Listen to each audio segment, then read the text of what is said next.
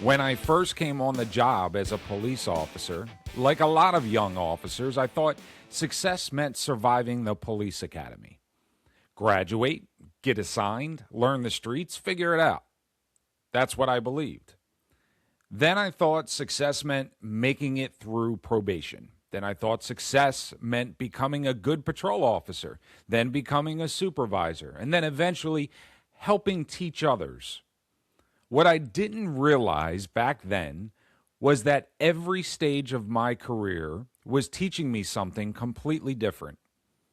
If I could sit down with the 19-year-old version of myself today, I'd tell him something nobody ever told me. Don't ever stop being a student. Not because someone tells you to, because your career depends on it. When you're young, you think experience is everything. Experience does matter, but experience without learning can become dangerous. Because experience has a way of making us comfortable.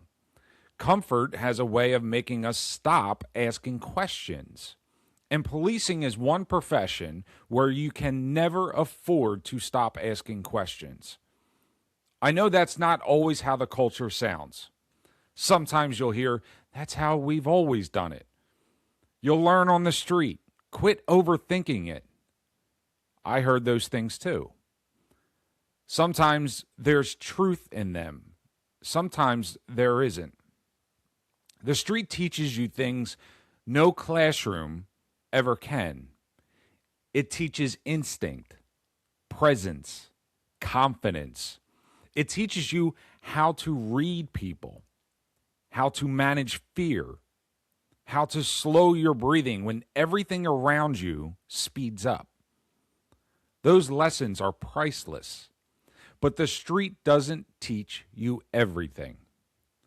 The street gives you experience. Education gives you judgment. Those are two completely different things. Think about that for a second. You've probably worked with officers who had 20 years on the job and officers with 5 years on the job. Sometimes the officer with 5 years exercised better judgment. Why? Because time alone doesn't make someone better. Learning does. That's true in policing. It's true in medicine. It's true in aviation. It's true in the military. The professions we trust with extraordinary responsibility never stop learning. Why should policing be any different? Here's something else I wish someone had explained to me. Your mind is equipment. We spend a lot of time talking about body armor, firearms, less lethal options, radios, patrol vehicles, and we should. Those things keep officers alive. But your mind is equipment too. In fact, it's the only piece of equipment you use every second of every shift. Every decision, every conversation, every report, every arrest, every use of discretion, every use of force, every interaction with someone having the worst day of their life. Your mind is there before your hands ever move. So why wouldn't we invest in it? Why wouldn't we expect organizations to invest in it? That's not asking for less accountability. That's asking for better preparation. And those are not the same thing. Now, let me say something that I believe every officer should hear. The responsibility to learn belongs to the police officer, but the responsibility to build a profession that learns belongs to the institution. Those are two different responsibilities. Every instructor who walks into a classroom carries a responsibility, not simply to deliver information, but to challenge thinking, to encourage questions, to create an environment where recruits and experienced officers leave with better judgment than when they walked in. Every academy supervisor carries responsibility. Every training coordinator, every lieutenant, every captain, every chief, every executive responsible for police education. Leadership is not simply about making sure training happens. Leadership is about asking whether it is accomplishing what the profession asks of it. Because if we trust officers with extraordinary authority, then leadership carries an equally profound responsibility to ensure that police education is worthy of that trust. That isn't bureaucracy. That isn't checking boxes. That isn't simply getting people through the schedule. It's stewardship.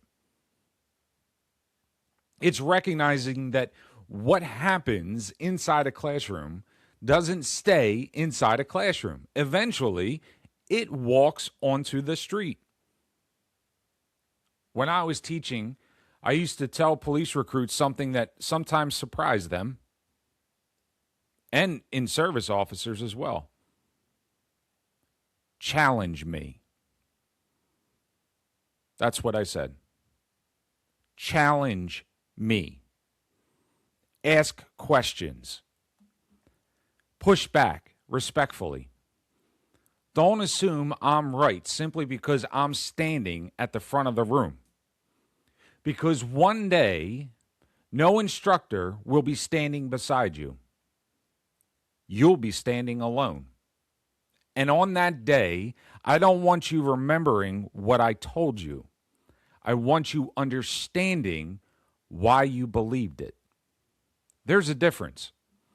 Real education isn't about creating agreement. It's about developing judgment.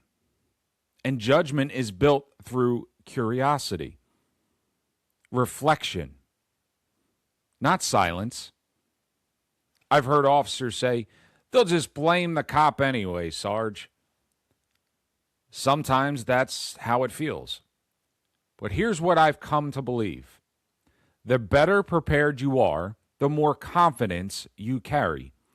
The more confidence you carry, the calmer your decisions become. The calmer your decisions become, the better chance you have of protecting yourself, protecting the public, and protecting your career. That's not theory. That's policing. Now, let me say something to the families of police officers, because this matters just as much to you. When your husband, your wife, your son, your daughter leaves for work, you probably think about danger. You think about whether they'll come home. I understand that. But I also hope they're working for an organization that never stops learning. Because every improvement in education, every improvement in preparation, every honest conversation about becoming better increases the chance that someone you love comes home carrying a little less burden. No one can eliminate risk. That's impossible. But every family deserves to know that the institution values preparation as much as the officer values service. Now let me speak to another audience. Civil rights attorneys. At first, you might wonder why someone like me spends so much time talking about police education. The answer is actually simple. Because people don't make decisions in a vacuum. Every officer arrives at a critical moment carrying years of experience, years of education, years of organizational influence, years of professional culture. That doesn't excuse decisions. It doesn't predetermine outcomes. But it reminds us that incidents rarely exist by themselves. They have a history, Understanding that history matters, not because it answers every legal question, but because it reminds us that organizations shape people just as people shape organizations.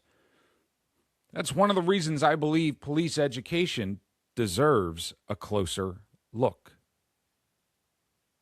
Police education deserves a closer look. Not because education explains everything, it doesn't, but because asking thoughtful questions about how officers are prepared is never a wasted conversation. It matters to officers, to leaders, to families, to communities, and yes, it matters in the pursuit of justice. I've spent 25 years in policing. I retired with gratitude for the profession that shaped my life. That gratitude doesn't require silence. In fact, I think gratitude demands honesty.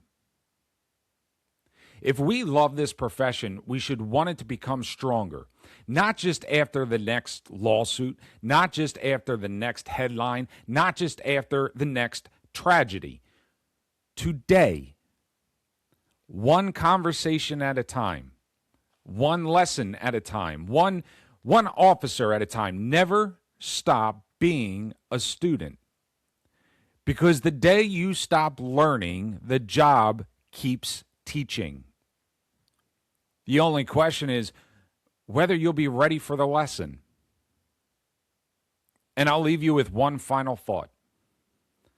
The badge belongs to the officer. The responsibility for preparing that officer belongs to the institution. It's worth repeating. The badge belongs to the officer. The responsibility for preparing that police officer belongs to the organization and the leaders entrusted with it. Those responsibilities were never meant to compete with one another. They were always meant to strengthen one another. When officers continue learning, when instructors continue improving, when leaders continue asking whether education is accomplishing what the profession requires, when institutions refuse to settle for the words, good enough, everyone benefits. The officer, the family, the community, the profession, and ultimately, justice itself. After 25 years in law enforcement, my service to policing didn't end when I retired. It simply found a different voice. I'm Tom Loglisci. Thank you for listening to Police Praxis Audio Briefings.